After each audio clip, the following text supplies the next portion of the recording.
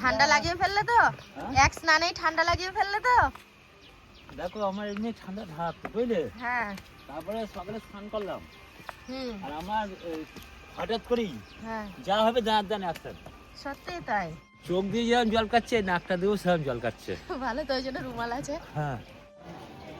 এসে বলছি জেঠিমা একটা ছবি তুলে দাও তো। আমি কি তোমার সিঙ্গেল বলো না তোমার সাথে? আমরা দুজন আজকে লাস্ট বগিতে উঠবো, ওই জন্য আর ওদিকে না, একদম লাস্টের দিকে চলে এসেছি। আর লাস্টের দিকে ফাঁকা হয় বেশিরভাগই। আমাদের ভাগ্যের জোর নাকি লাস্ট বগির জোর আমি জানি না। তো এই বগিতে উঠে দেখি কি দুজনেই জায়গা পেয়ে গেছি। মানে দুটো চারটে স্টেশন পার হওয়ার পরেই, যেটা কিন্তু সকালের ট্রেনে একদম অসম্ভব। আজকে শুধু একটা কথাই বারবার মনে হচ্ছে, এইখান দিয়ে কিন্তু আমি যাতায়াত করি মাঝে মধ্যে, তোমরা দেখেছো সেটা ব্লগে। তো তখন মনে মনে ইচ্ছে হয় বড় মার কাছে পুজো দিতে আসবো। আজকে সেই ইচ্ছেটা পূরণ হলো। যাক, এটা সব থেকে একটা বড় ভালো লাগার বিষয়। আমি যদি আজকের ভিডিওতে বলি কারা কারা বড় মায়ের এখানে এসেছো, তোমরা কমেন্ট করো, তাহলে আমার হয়তো বোকামি হবে। আমি মনে হয় বাদ ছিলাম, আর আমার মতো হয়তো অল্প কয়েকজন বাদ আছে, কারণ অনেকেই সবাই এসেছে বড় মায়ের চরণে। আমি হয়তো এমন দুর্ভাগা যে এতটা লেট করলাম।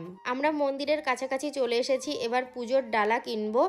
আর বিষয়টা হচ্ছে এখন একদম দুপুরবেলা, এই 12টা পার হয়েছে। তো শুনছি 2:30 থেকে নাকি মন্দির বন্ধ হয়ে যায়। তো ভাবছি কি এই বেলায় যদি পুজোটা দিতে পারি খুবই ভালো, না হলে বাড়ি ফিরতে হয়তো আবার অনেকটা দেরি হয়ে যাবে।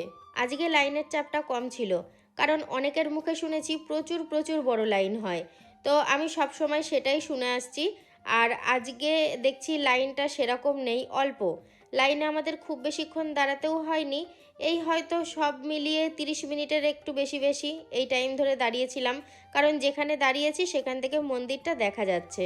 দেখো, আমরা মুখে যতই বলি যে বড় মায়ের কাছে যাব কিংবা কোনো ঠাকুরের কাছে যাব, সেই ঠাকুর যতক্ষণ না টানবে তার কাছে কিন্তু যাওয়া সম্ভব না। তার ইচ্ছাতেই জীবনে আমাদের সব কিছু ঘটে। তো আজকে বড় মা চেয়েছে বলে তার চরণে এসে পৌঁছাতে পেরেছি। এগুলো ভাগ্যে না থাকলে কিন্তু দর্শন মেলে না। ধর্ম হোক যার যার, বড় মা সবার।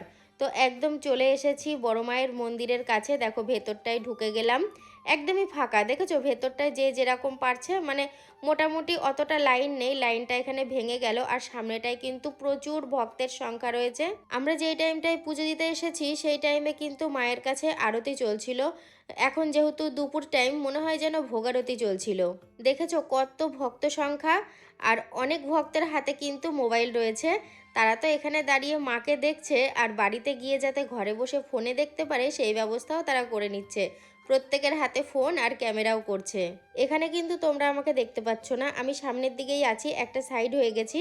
আর এখানটায় ভিড় এত বেশি ছিল, আমার কর্তার কাছে ফোন ছিল, ওই ভিডিও করেছে। আর ও ওর মতো ছিল, আমি আমার মতো। পরে যখন পুজো দেয়া হয়ে গেছে প্রায় শেষের দিকে, তখন ওর সাথে আমার দেখা হয়েছে। আরে আমাদের তো ভিডিওতে দেখতেই পাও, এখানে আমরা সবাই মিলে যাকে দেখতে এসেছি ভিডিওতে না হয় এখন তাকেই দেখো। চোখ মন সব কিছু সার্থক হয়ে যাবে।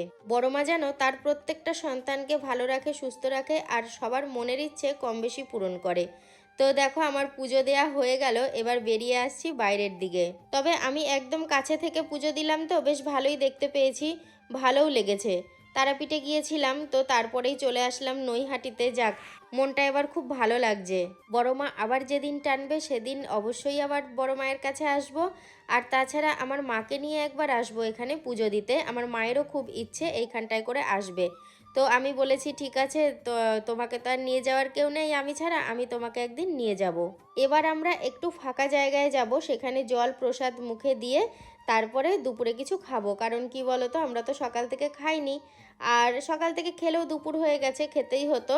তবে একটু আফসোস হচ্ছে, আমার কর্তার বেশি হচ্ছে, কারণ ও একটু গিয়ে খোঁজ নিয়ে দেখলো যে বড় মায়ের প্রসাদ মেলে কিনা। আর এখন কি করে প্রসাদ মিলবে, এখন তো দুপুর হয়ে গেছে, তো সেই কারণে আর টোকেন মিলল না। যদি আরও সকালের দিকে আসতাম তাহলে সেই ব্যবস্থা হয়তো করা যেত। যাকে আগামী দিন যখন আসবো চেষ্টা করব। একটা দোকানের সামনে দাঁড়িয়ে আগে জল কিনলাম প্রসাদ খাওয়ার জন্য। এই জন্য দেখো একটু ফাঁকা জায়গায় একটা সাইড হয়ে দাঁড়িয়েছি, প্রসাদও হাতে রয়েছে। জল প্রসাদ খেয়ে তারপরে যাব একটা হোটেলে। তো চলেও এসেছি, যেখানে জল খেলাম একদমই পাশাপাশি একটা হোটেল ছিল। আর এখানে হোটেলে মানে নিরামিষ বিক্রি হচ্ছিল খাবার দাবার, আর ভালোও লাগলো। সবই যেন ঠাকুরের কৃপাতেই সম্ভব। এর আগে যখন তারাপীঠ গিয়েছিলাম তখনও যাওয়া আসা খাওয়া পুজো দেয়া সব কিছু মায়ের কৃপায় মনের আশা মিটিয়ে যেন সব কিছু অল্প সময়ের মধ্যে হয়ে গেছিলো। আজকেও ঠিক তাই, জানো অল্প সময়ের মধ্যে যাওয়া খাওয়া পুজো সব কিছু হয়ে গেল। দেখো মেনুতে রয়েছে ডাল, শুক্তো, আলু ভাজা, পোস্ত আর লাস্টে চাটনি, পাঁপড়, পায়েস এইগুলো ছিল। আমি তো খাওয়া শুরু করে দিয়েছি। আর আরেকটা পাত দেখবে, এই দেখো আমার কর্তার সামনে যেমন সাজানো পাত তেমনই রয়েছে। আমাদের এটাই হয়, কোথাও গেলে না একজন খেলে আরেকজনকে বসে থাকতে হয়, ভিডিও করতে হয়, তো সেই কারণেই এবার যেন খাওয়াটা পরিপূর্ণ লাগলো। টমেটোর চাটনি, পাঁপড় আর তার সাথে পায়েস।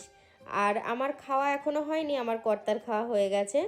আমি বাড়িতেও একটু লেট করে খাই, তো সব জায়গাতেই সেরকম, ও একটু আগে খেয়ে বসে থাকে আর আমি একটু হাতে সময় নিয়ে খাই। চলে এসেছি স্টেশনে খাওয়া দাওয়া সেরে।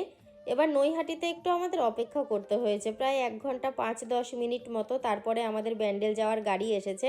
গাড়িতে অনেকেই যাচ্ছে আসছে।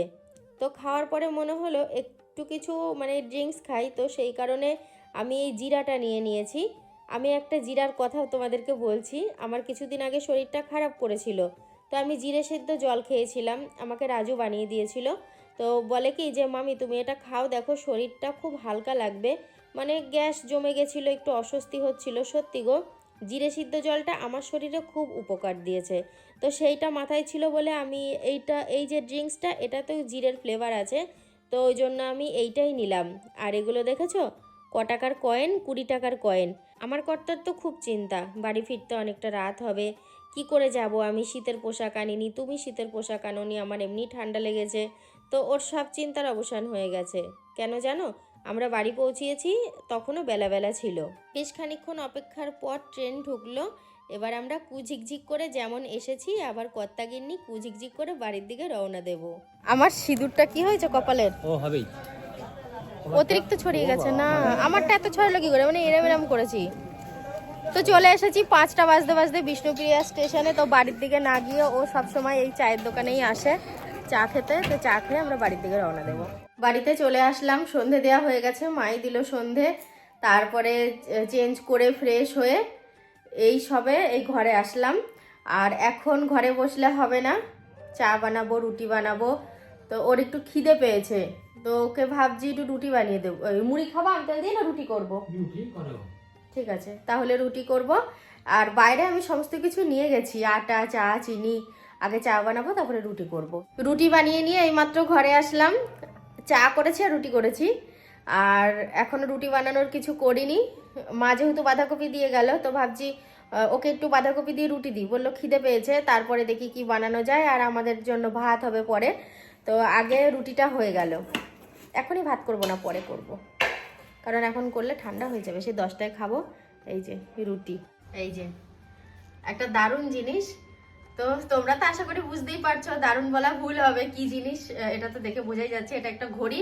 তো আমাদের ওই জায়গাটা অনেক কদিন ধরে ফাঁকা, তো সেই জন্য দেখো ওই জায়গাটা পূরণ করার জন্য একটা ঘড়ি চলে এসেছে। আর এরকম দেখো ঘুরছে কি সুন্দর। কিন্তু ঘড়িটা আমি উল্টো করে ধরেছি, এইটা হচ্ছে সোজা। হ্যাঁ, ঘড়িটা খানিক আগেই রাজু নিয়ে আসলো। তো এই তো ক্লিয়ার লাগছে কেন, তো হলুদ দেয়াল বলবে আমার মুখ কি ক্লিয়ার না। তো যাই হোক, এটা খুব দরকারি জিনিস, খুব, কারণ টাইম দেখতে ভীষণ অসুবিধা হচ্ছিল। আচ্ছা তোমাকে একটা শেষমেশ কথা বলি, আমাদের যে সাইকেল আছে না, হ্যাঁ, সাইকেলে যে চেনটা ঘোরে, এইটা সেটা। সোহিনী তো সেটাই বলছে, বলছে কি যে আমি তো ভাবলাম সাইকেলের চেন ঘোরে ওই জায়গাটা। প্রতি সপ্তাহে ব্যাটারি পাল্টাতে হবে। কেন?